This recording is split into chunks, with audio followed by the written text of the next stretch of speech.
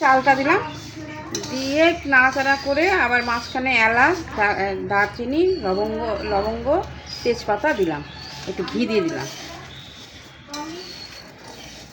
দিয়ে নাড়াচাড়া করে ভালো করে ভাজতে হবে। কিশমিশ ছিটিয়ে দিলাম।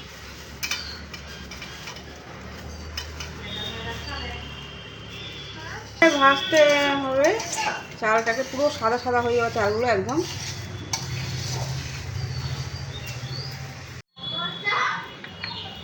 এবারে সামান্য হলুদ ছিটিয়ে দেবো।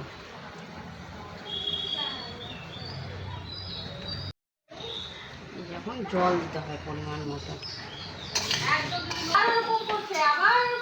গরম জল বসানো ছিল, এখানে ফুটন্ত জল ঠিক পরিমাণ হচ্ছে, এগুলো থেকে 2 আঙুল বেশি, 2-3 আঙুল বেশি দিতে হবে জলটা। চাল হিসাবে বেশি ঢাকা দিলাম, একটু চাল চালি আছে। হ্যাঁ, আমি এটাকে সামান্য জালটা দিয়ে আস্তে করে ঢেকে দেবো। এটা দেখুন পুরো ঢাকায় ভাপে সিদ্ধ হয়ে যাবে চালটা। চিনি দিলাম, দিয়ে যে নাড়াচাড়া করতে হবে, একটু এই নাড়াচাড়া করে ভাজা হবে।